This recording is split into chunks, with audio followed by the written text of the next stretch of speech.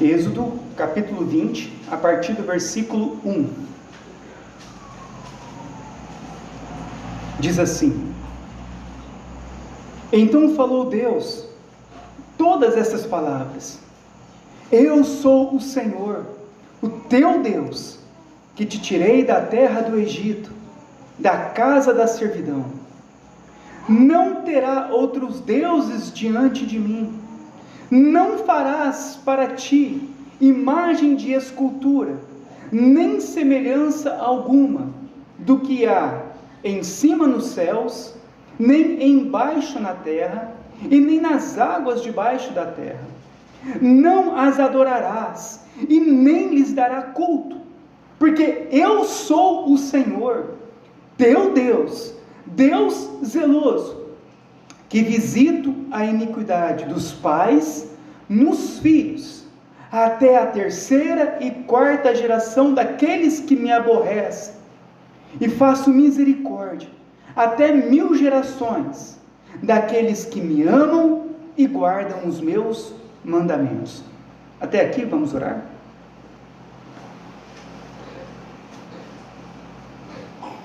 Senhor Deus, pedimos o teu favor nessa noite, para que possamos compreender a tua palavra, ó Deus, e que ela possa penetrar ao nosso coração, não para trazer apenas mais conhecimento, mas para ela mudar a nossa vida.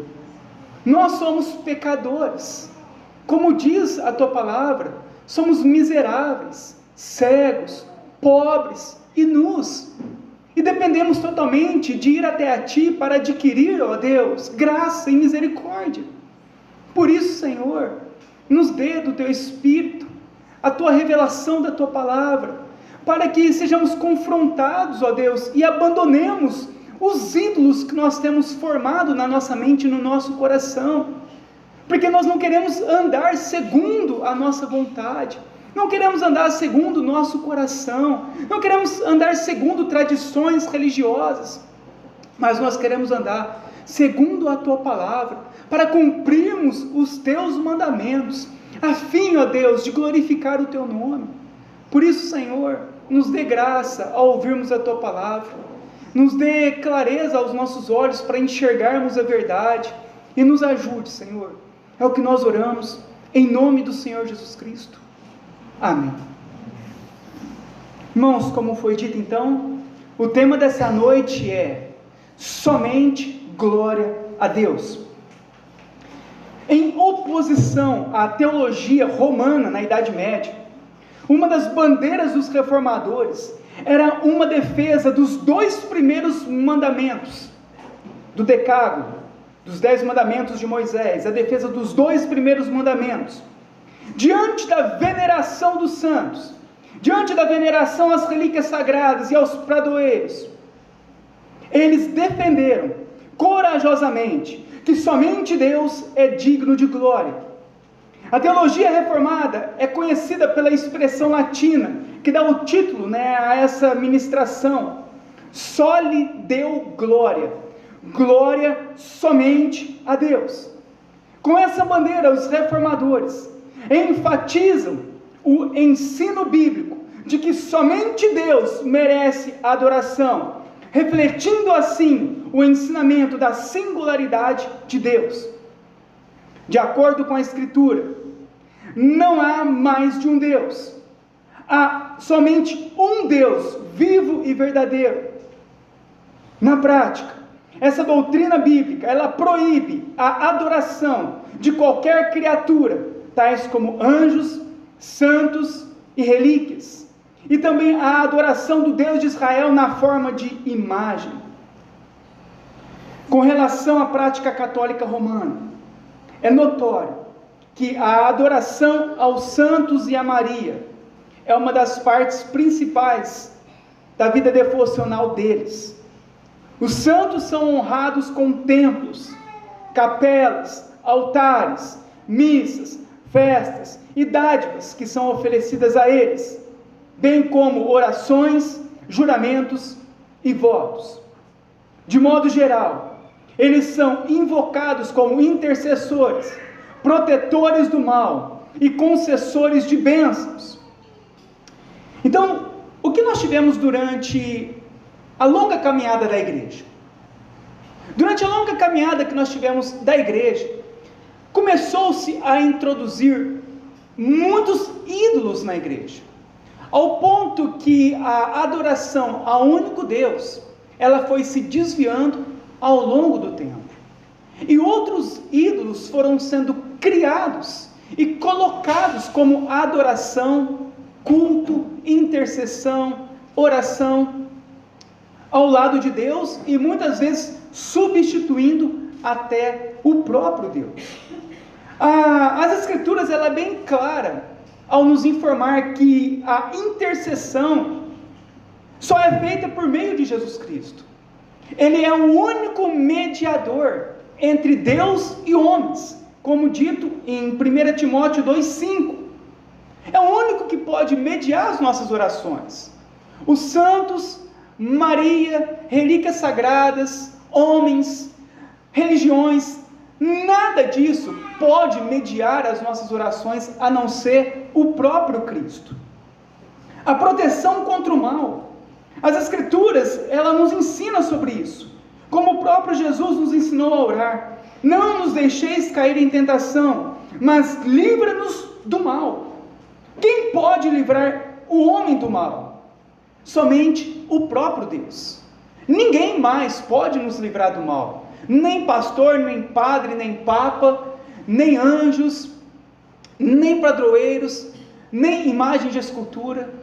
O único que pode nos livrar do mal, o único que é Deus, o único que nos guarda realmente, é o próprio Deus. Não há outro Deus. É isso que as Escrituras nos diz. Somente o Senhor é Deus, somente Ele é o Senhor. Não há outro que faça, não há outro que se move, não há outro. A vida está nele, Ele é a verdadeira vida, Ele é a videira verdadeira. Todos dependem dEle para a sua graça, para a sua salvação, todos precisam dEle para ter vida. Sem Ele nós nada poderemos fazer. Como diz em Atos capítulo 17, 28, pois nele vivemos, nele nos movemos e nele existimos. Nele vivemos, nos movemos e existimos. É em Deus. Não há ninguém, não há religião, não há pessoas que podem se colocar ao lado de Deus ou ajudar a Deus. Deus, Ele é único. Ele é o único que pode nos proteger do mal. Com relação à concessão de bênçãos, como foi ensinado na teologia romana, que os santos poderiam abençoar, que Maria poderia fazer milagres, que o Papa poderia conceder a salvação através de um documento. A concessão de bênçãos, ela foi se ampliando além de Deus. E os reformadores vieram e trazeram de volta a doutrina, que somente glória a Deus. Deus é o único que pode nos conceder a bênção. Não há ninguém mais que possa nos abençoar a não ser o próprio Deus. É Ele quem dá a dádiva, é Ele quem dá a vida, é Ele quem dá a respiração, é Ele quem faz tudo mais em nós. Somente Deus. Só existe um Deus, só existe um Senhor, um mediador entre Deus e os homens. Os ensinamentos da Escritura, associados ao fato de que não há sequer um preceito, uma promessa, ou um só exemplo de adoração aos santos em toda a Escritura, foram a base da doutrina dos reformadores, que somente Deus deve ser adorado. Em resumo, segundo a Bíblia, toda adoração ou a invocação religiosa dirigida a qualquer ser que não seja Deus é uma idolatria. Conforme Romanos capítulo 1, versículo 25, diz: pois eles mudaram a verdade de Deus em mentira, adorando e servindo a criatura em lugar do Criador. Uma extensão da adoração aos santos é a adoração também às relíquias que foram surgindo na época. Eles não permaneceram somente com os santos, mas eles foram também as relíquias sagradas. O que eram as relíquias sagradas? Eram os objetos pertencentes, ou supostamente pertencentes, aos cristãos piedosos do passado, que no decorrer do tempo foram canonizados.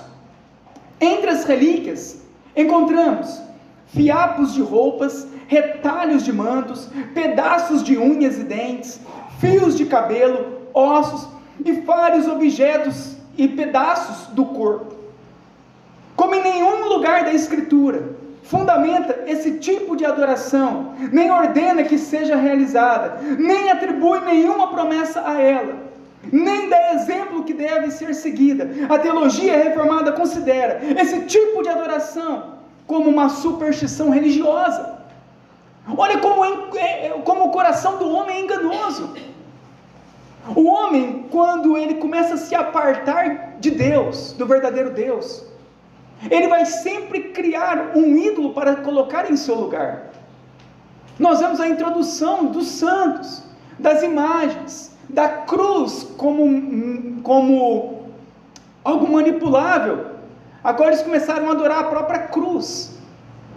Agora eles começaram a adorar os pregos que Jesus havia sido crucificado. E começaram a colocar todas as relíquias como um meio de bênção, um meio de intercessão, como um meio de que Deus pudesse responder às suas orações, aos seus pedidos por aquilo. Então o imperador Constantino, o que ele fez? Ele começou na época dele a tirar os corpos dos supostos santos da época. E ele começou a pegar esses supostos corpos e transportar eles para as cidades. E colocar as ossadas, as roupas que começaram a ser tiradas, os cabelos, os dentes. E foi assim que começou a se introduzir a parte dos padroeiros. E os pagãos já tinham aquelas práticas. E logo eles se adaptaram muito fácil com essa outra prática que começou a ser lançado dentro da igreja. E então aquelas relíquias, aqueles ossos, aqueles pedaços da cruz, supostamente, que não era, as roupas, os fios de cabelo, os dentes, até unhas que eles encontravam. Então eles diziam: essas unhas são do apóstolo Pedro. Se você então ir até essas unhas e você fazer um pedido, ele te responderá. Então tudo era colocado como mediação, tudo era colocado como meios de oração, meios de bênção. E a igreja ela começou a se perder, porque começaram a tirar os olhos de Cristo, tirar os olhos de Deus, e começaram a colocar os olhos em pessoas, em santos, em relíquias, em Maria. E tudo isso foi fazendo o quê? Um afastamento do homem até Deus. Chega ao ponto que aquilo se tornou o culto deles. Então o culto era o momento em que eles iam até os santos, até as imagens orar. Eles davam seus dinheiros esperando que eles pudessem então serem salvos por meio dos seus dinheiros, das suas ofertas, dos seus dízimos. Então eles achavam que aquelas roupas ou os ossos colocados lá dentro da igreja era aquilo que os abençoaria e que os salvaria. Eles foram se esquecendo dos mandamentos do Senhor, que só existe um Deus, que só existe um mediador, que só existe um vivo verdadeiro. Somente um que tem poder, somente um que responde orações, somente um que dá vida, somente um que perdoa pecados, somente um que abençoa, que é Deus, o Deus Criador dos céus e da terra. Nós vemos que a igreja ela foi se desviando aos poucos. Se nós tirarmos os olhos de Cristo, logo nós nos desviaremos. O homem ele formula muito em sua mente e seu coração ídolos. Ele em todo momento ele está criando uma idolatria. Chega ao ponto que até o pão e o vinho da ceia se tornaram alvos de idolatria. Eles se curvavam diante do pão e do vinho, e eles passaram a adorar o pão e o vinho. Eles passaram também a se prostrar na porta das igrejas. Não era assim no catolicismo romano? Você chegava e se ajoelhava na porta antes de entrar, como uma reverência ao templo. Tudo começou a se tornar ídolo, tudo começou a ir para uma idolatria. porque o homem tirou os olhos do Deus, do único Deus verdadeiro. Então, até aqui a lição tratou dessa afirmação da doutrina reformada, da glória de Deus, em oposição à doutrina católica no tempo da Reforma. No entanto, irmãos, a realidade de grande parte hoje da comunidade evangélica de nossa época faz também com que nós tenhamos que voltar novamente a falar sobre a doutrina da glória somente a Deus. Hoje é muito relevante essa palavra também para os evangélicos. No mundo evangélico, uma imensa multidão de pessoas tem sido atraída por pastores que agem como heróis religiosos, canalizando para si mesmo uma atenção que deveria ser direcionada a Jesus, o único Salvador e cabeça da igreja. Nesses movimentos hoje evangélicos, muitos deles, o líder se apresenta como revestido de autoridade espiritual máxima, pronto para solucionar problemas, curar enfermos, expulsar legiões de demônios, dar ordens e receber recompensas em nome de Cristo. É o que nós assistimos hoje em nossos dias. Homens que se dizem cheios de poder, homens que se dizem acima dos outros homens, homens que se colocam espiritualmente acima do rebanho, mostrando isso, chamando a atenção para ele mesmo e não para Cristo.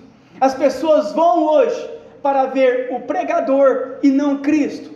Eles vão interessados na revelação, vão interessados nas curas feitas pelo pregador, vão interessados nas manifestações religiosas, a qual é deixado Cristo de lado, a qual é deixado Cristo por causa desses movimentos, do que tem acontecido em nosso tempo. Também muito conhecido na nossa época como cobertura espiritual. Eles se dizem poderosos, a ponto de fazerem que eles estão acima, fazendo uma cobertura da igreja para que o mal não venha sobre a igreja, por meio dele. Ele se coloca como mediador entre Deus e homens, como alguém que pode abençoar e guardar e livrar a pessoa do mal. É a mesma coisa que a igreja católica romana pregava antes. Esse poder estava nos santos, nas imagens. Hoje, esse mesmo ensino teve uma nova roupagem, que foi colocada hoje sobre homens que se dizem pastores. Eles se tornaram os santos, os ídolos da igreja católica, se tornaram hoje os homens, chamados de pastores em muitas igrejas evangélicas, com o mesmo poder, com as mesmas intercessões, com os mesmos milagres que poderiam ser alcançados por meio de relíquias sagradas. Hoje não se tem mais as relíquias sagradas, não se tem mais os cabelos de Pedro e nem os dentes de João, mas tem lá as mãos do pastor que se diz detentor do poder.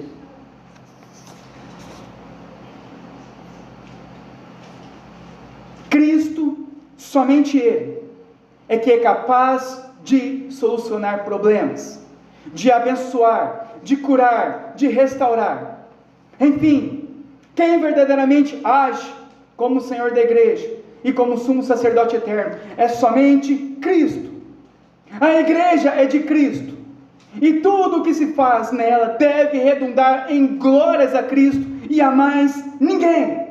Ninguém na igreja, nenhum homem deve receber glória, ninguém, porque só existe um Deus em nosso meio, só existe um Deus digno de honra e glória, e esse Deus não são os homens, não é a placa da igreja, não são pessoas, mas é somente Cristo.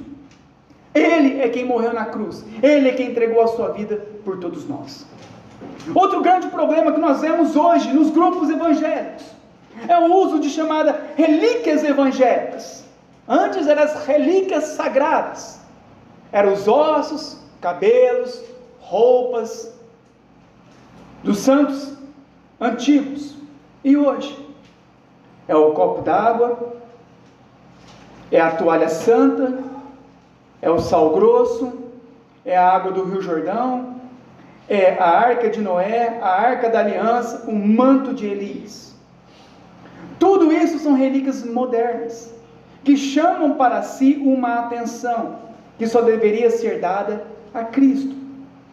Quem cura e abençoa não é a água do Rio Jordão, não é o sal grosso, não é o manto de Elias e nem de Pedro. Quem cura e abençoa, conforme a sua vontade soberana, é Jesus Cristo, o único mediador da nova aliança, o único Salvador, o único autor da vida.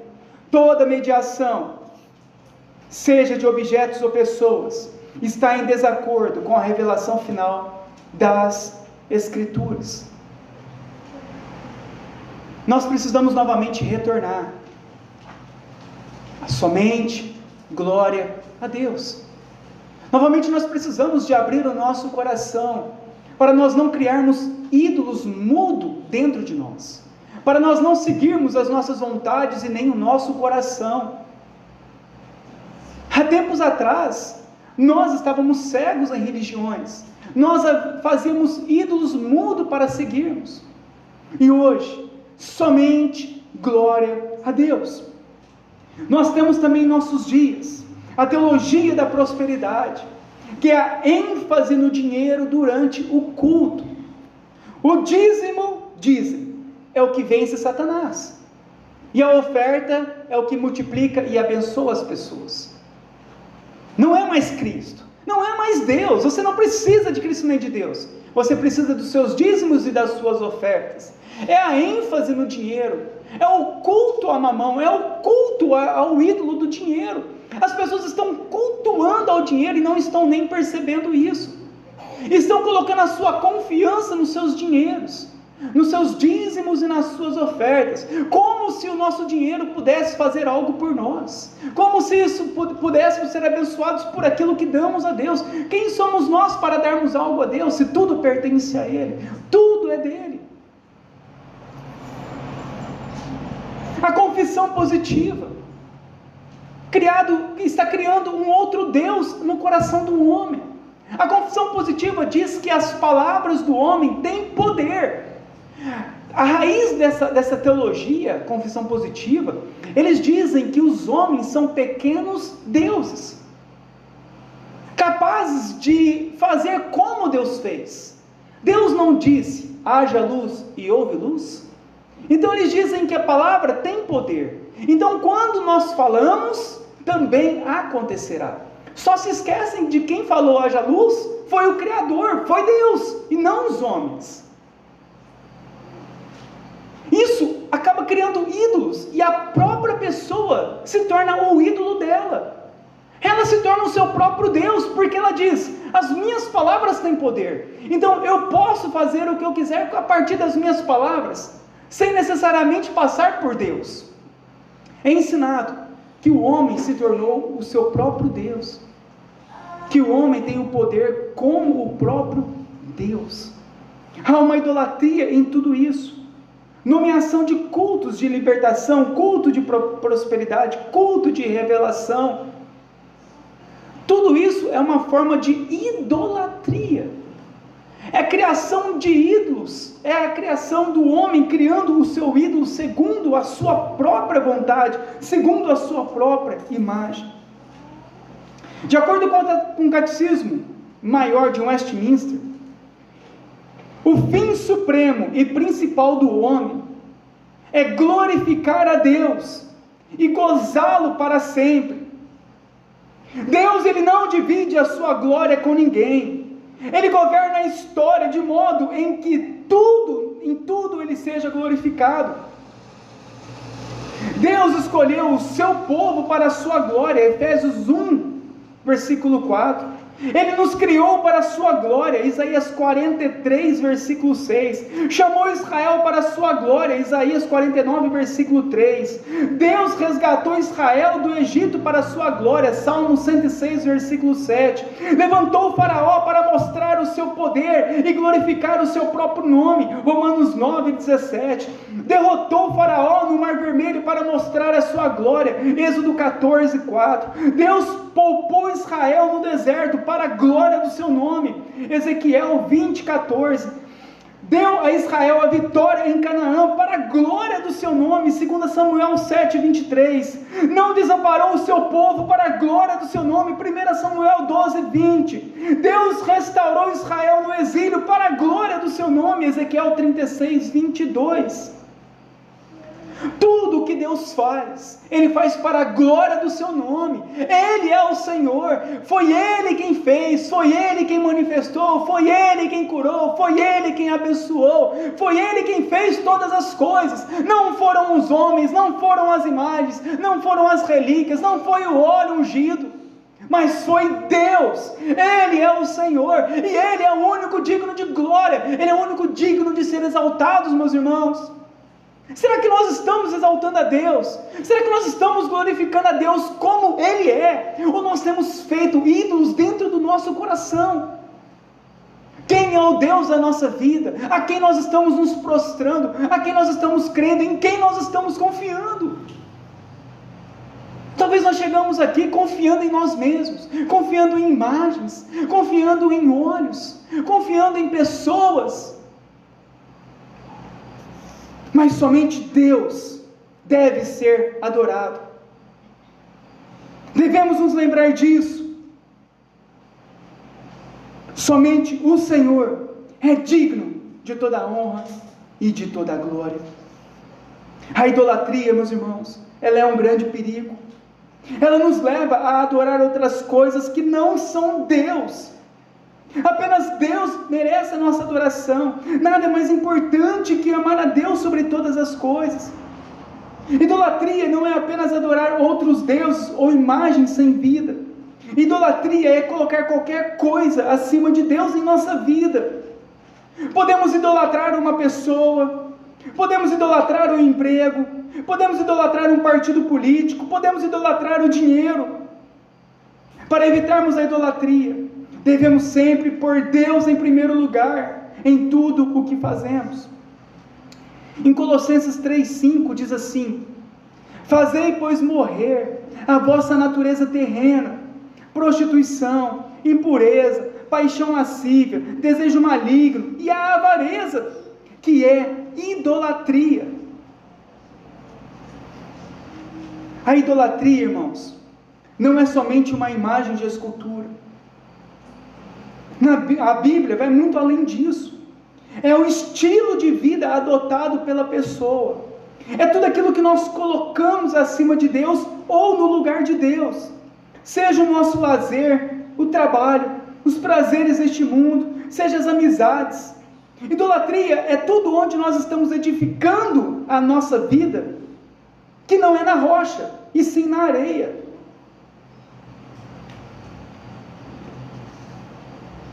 Esse é o grande perigo.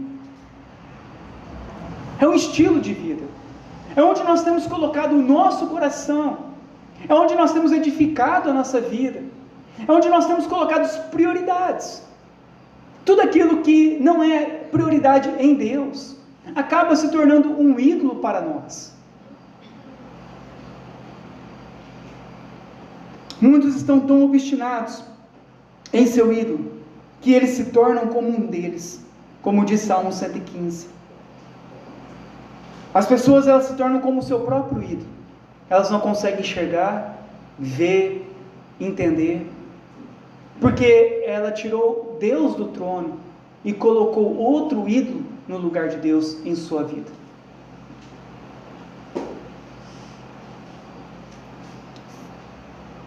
Vamos ao texto então, Êxodo 20.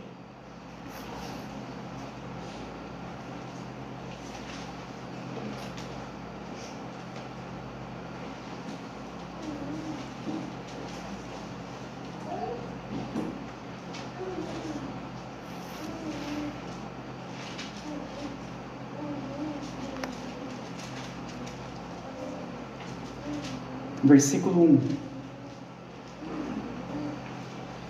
Então falou Deus todas estas palavras.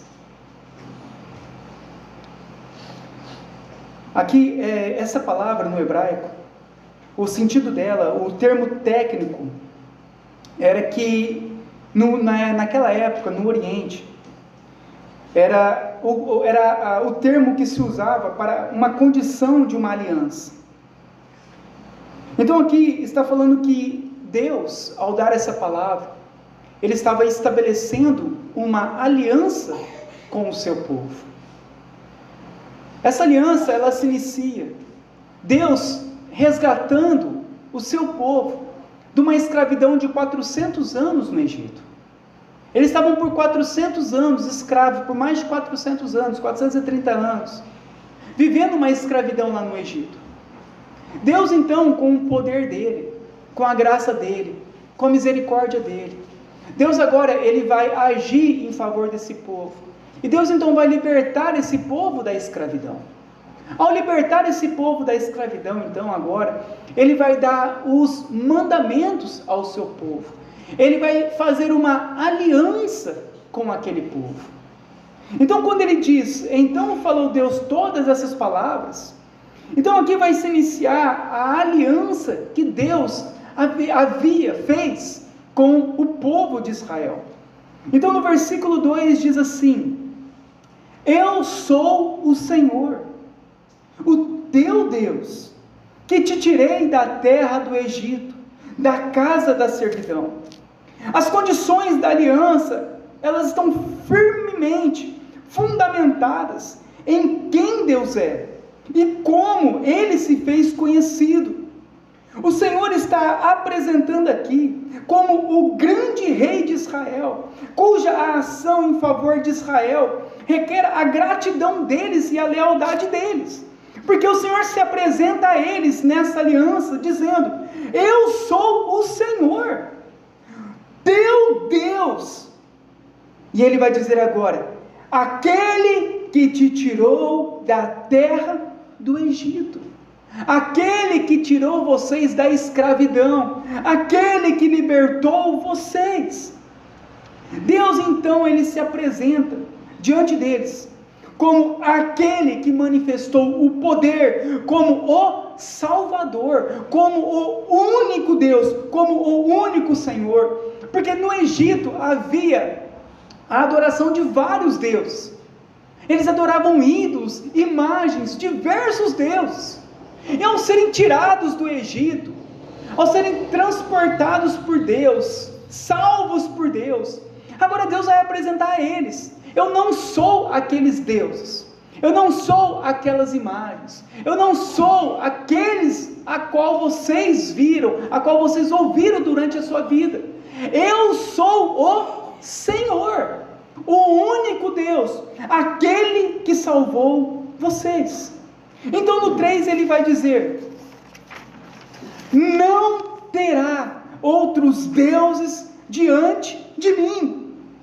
A partir do momento que Deus se apresenta a eles como o Salvador deles, como aquele que resgatou eles da escravidão, da morte e do pecado, era impossível para eles saírem daquele local, era impossível para eles. O Egito era a maior força, o maior poder que existia naquela época. Eles eram escravos, eles nunca conseguiriam sair daquela escravidão, se não fosse a ação de Deus na vida deles. Eles deveriam reconhecer isso. Ao olharem para Deus, ao ouvirem a palavra de Deus, eles deveriam reconhecer que aquilo foi uma obra do poder de Deus. Somente Deus, o verdadeiro Deus, poderia ter vencido todos os outros deuses e salvado eles. Deus então exige no versículo 3: não terá outros deuses diante de mim. Deus exige lealdade exclusiva de Israel, além de mim. Não é para adorar outros deuses, assim como o Senhor. Somente o Senhor deveria ser adorado, somente Ele deveria receber culto, somente Ele deveria, o povo deveria buscar, somente ao Senhor. Então no versículo 4 ele vai dizer: não farás para ti imagem de escultura, nem semelhança alguma do que há em cima nos céus, nem embaixo na terra, e nem nas águas debaixo da terra. A adoração deveria ser dada somente a Deus. e não por meio de alguma imagem ou de alguma mediação. Não farás para ti imagens de escultura. Há uma proibição, porque somente Deus deve ser adorado, somente Deus deve ser cultuado, somente a Ele deve ser as orações, somente a Ele deve ser o culto. Somente o Senhor, Ele merece a honra e a glória. Somente Ele. Então no 5 ele diz: não as adorarás, e nem lhes dará culto, porque eu sou o Senhor teu Deus, Deus zeloso, que visito a iniquidade dos pais nos filhos até a 3ª e 4ª geração daqueles que me aborrecem, e faço misericórdia até 1000 gerações daqueles que me amam e guardam os meus mandamentos. Aqui, me aborrece, ou seja, em outra tradução, que me despreza. Na linguagem da aliança, aqueles que são desleais com o rei seriam castigados. É exatamente isso que o Senhor quer nos ensinar. É exatamente isso que o Senhor quer que nós voltemos o nosso coração a Ele. Porque Ele é um Deus zeloso. E Ele diz que vai visitar a iniquidade dos pais nos filhos até a 3ª e 4ª geração daqueles que desprezam a Ele. A palavra visitar aqui significa castigar. Deus é um Deus zeloso, Ele não aceita a divisão da glória dEle com mais ninguém. Ele é o único que deve ser adorado nos cultos. Somente a Ele devemos confiar a nossa fé. Toda forma de culto, seja por imagens, seja por objetos ungidos, seja por candelabros, seja por vestimentas ou por pastores, qualquer outro tipo de culto e adoração que não é voltado a Deus, se torna idolatria. E Deus diz que Ele vai punir todos aqueles a qual se tornaram idólatras. Aqui nós vemos aqui que Deus há de manifestar o julgamento dele sobre toda forma de idolatria. Deus diz a Moisés que essa justiça dele não tardará, e a obstinação pelo pecado e rebeldia dos homens acarreterá sobre a vida deles o castigo de Deus, sobre os seus filhos, netos, bisnetos, trinetos, caso não se arrependam. Até a 4ª geração significa que os olhos daqueles idólatras que se rebelaram contra Deus, que rejeitaram os mandamentos de Deus, contemplarão a destruição total de sua descendência. A descendência dos idólatras deixarão de buscar a Deus por causa da rebeldia, e eu não levarei a sério as instruções do Senhor. Toda a geração deles serão destruídas, serão a vergonha dessa terra, serão aqueles que se envolverão com as promiscuidades sexuais, com as imoralidades, vícios, bebedices, drogas, divórcios, se envolverão com todo o tipo de pecado que há nesse mundo. É algo muito sério quando o Senhor diz que Ele visitará, castigará, caso não se arrependam. Aqui não é uma maldição hereditária, porque um pecou, o outro lá no fim vai receber a maldição. Não é isso. É porque há uma continuidade do mesmo pecado. O pai peca e é rebelde, vem o filho, juntamente com o pai, continua no pecado, não quer se arrepender, não quer abandonar os seus vícios. Vem o neto da mesma forma, rebeldes ao Senhor, e assim vão prosseguindo, toda aquela geração rebelde ao Senhor. E o que ele diz? O Senhor visitará até a 4ª geração, o castigo, o mal chegará até a 4ª geração, daqueles que abandonaram os mandamentos do Senhor, daqueles que se tornaram idólatras e não se arrependeram, serão destruídos. Olha o que nós estamos vivendo hoje, observa bem o nosso mundo. Olha quantas famílias sendo destruídas, olha quantos filhos aí perdidos nas drogas, nos bares, nas bebidas, nas suas imoralidades sexuais, homossexualismo, nas perversidades, se tornando comunistas, esquerdistas.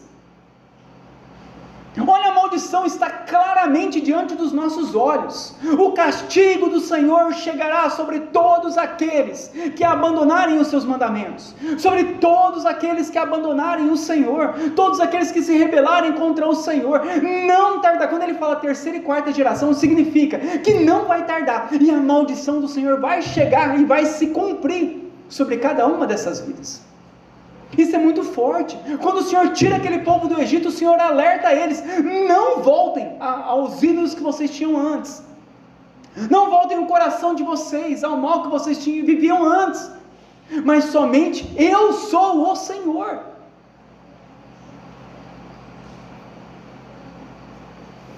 Em Jeremias 11:12 diz assim: então as cidades de Judá e os habitantes de Jerusalém clamarão aos seus deuses, aos quais queimam incenso, mas eles não poderão salvá-lo quando a desgraça os atingir.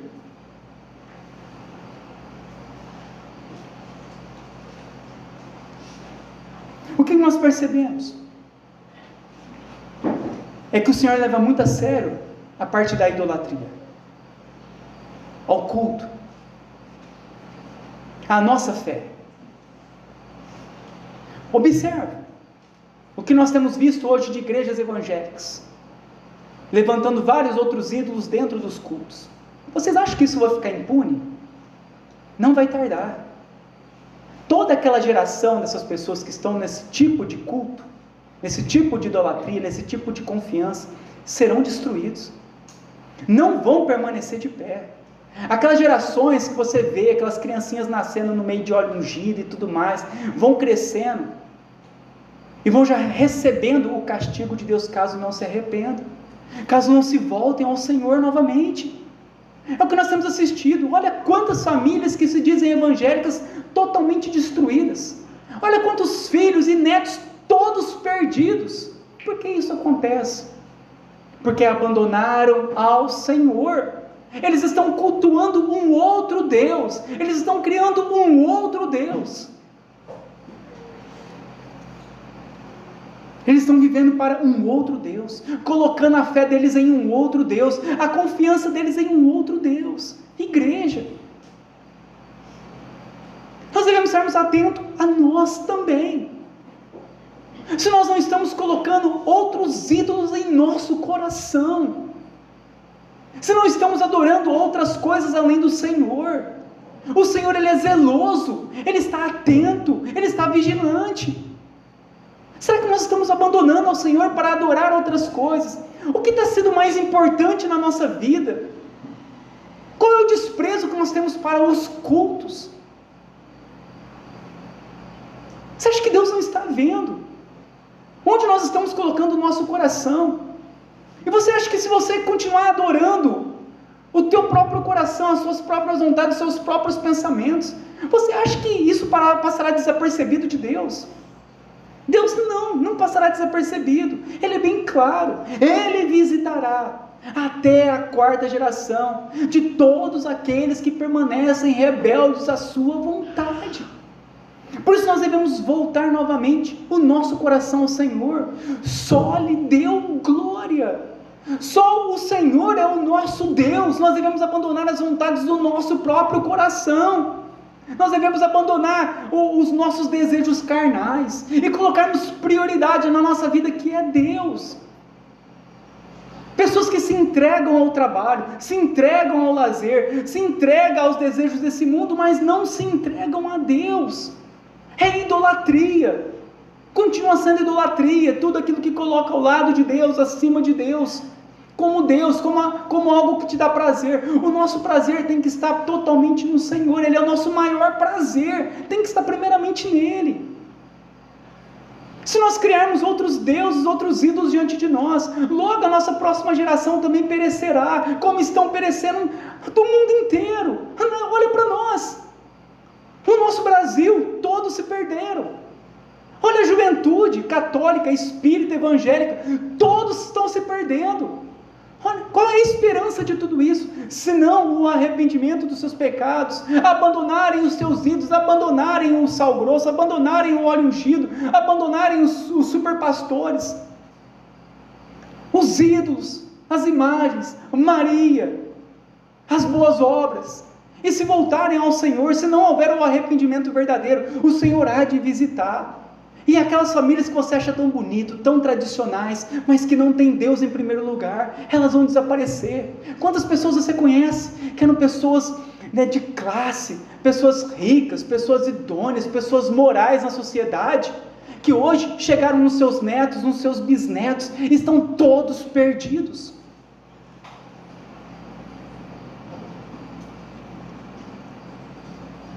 O mundo está perdido, porque abandonaram ao Senhor. Mas ele termina dizendo, no versículo 6,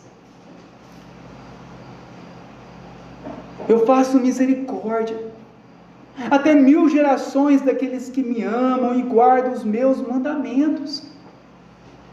A misericórdia de Deus sobre aqueles que têm Deus como o seu Deus, daqueles que reconhecem os seus pecados, daqueles que reconhecem os seus fracassos, as suas idolatrias, e diz ao Senhor: Senhor, eu me arrependo, Senhor, tira de mim esse ídolo do meu coração, tira de mim esses pensamentos, esse meu caminho errado, porque o Senhor, Ele abençoa. Quando Ele fala que faz misericórdia, significa que o Senhor, para os rebeldes, o Senhor trata com castigo, com juízo, com julgamento, que se inicia nesse mundo e termina no lago de fogo. Mas com aqueles que amam a Ele, quando diz faz misericórdia, em outras traduções, o Senhor trata com bondade e abençoa os nossos descendentes por muitas gerações. Os nossos filhos, eles serão abençoados, os nossos netos abençoados, os nossos bisnetos, os nossos trinetos, os nossos tataranetos, as nossas gerações futuras serão abençoadas, serão guardadas pela bondade do Senhor, porque nós abandonamos os nossos ídolos, porque nós nos arrependemos dos nossos pecados, porque nós reconhecemos que a nossa podridão, reconhecemos a nossa miserabilidade. Fala: Senhor, o que eu estou fazendo? Senhor, olha a minha vida. Senhor, olha o desprezo que eu tenho tido por Ti, ao não vir a um culto, a não participar de uma oração, a não orar todos os dias, a não ler a Tua palavra. Olha o desprezo, Senhor. Nós estamos criando outros ídolos e devemos nos arrepender. Todas as vezes que nós não oramos, deixamos de orar, deixamos de ler a palavra do Senhor, deixamos de vir a um culto, é porque nós colocamos um ídolo no lugar de Deus, e nós devemos nos arrepender e nos voltarmos ao Senhor, porque Ele diz que as mãos deles está estendida para aqueles a qual vem até Ele. O Senhor o abençoará, as gerações serão abençoadas, os filhos serão abençoados, os netos abençoados. Meu irmão, você pode ver, daqui a alguns anos, não haverá mais família estruturada nesse mundo. Somente aqueles que forem realmente, verdadeiramente cristãos, que colocarem realmente Deus como o único Senhor, conseguirão sobreviver, conseguirão permanecer de pé. Para nós isso é bênção, mas isso requer de nós o quê? O arrependimento, o reconhecimento dos erros, e voltar à prática das primeiras obras, o amor a Deus. O apóstolo João termina lá em 1 João capítulo 5, no último versículo, ele termina a carta dizendo: fugir dos ídolos. Nós devemos ter muito cuidado, porque nós somos propensos, rápidos a abandonar a Deus e criar um outro Deus em nosso coração. E o grito da reforma foi que somente Deus deve receber glória. Nós não podemos nos esquecer disso. É dia de culto, somente Deus deve receber glória. Eu vou cultuar ao Senhor. Acordei de manhã, devo me lembrar: Senhor, obrigado por esse dia. Orar ao Senhor, ter a oportunidade, leia as Escrituras, leia a palavra do Senhor, tenha a oportunidade de estar em comunhão com irmãos piedosos, tenha comunhão com irmãos piedosos. Tudo deve ser para a glória de Deus. Mas nós devemos viver para a glória de Deus, devemos ter uma vida para a glória de Deus, devemos nos voltar ao Senhor. E esse é o chamado nessa noite. Voltem-se a Deus. Adorem somente a Deus. Coloquem a fé de vocês somente no Senhor. Adorem somente a Deus. E assim, o Senhor se compadecerá de nós. O Senhor terá misericórdia de nós. Guardará os nossos filhos e a nossa geração. E nos manterá de pé, firmes na presença dEle. Vamos orar nesse momento então.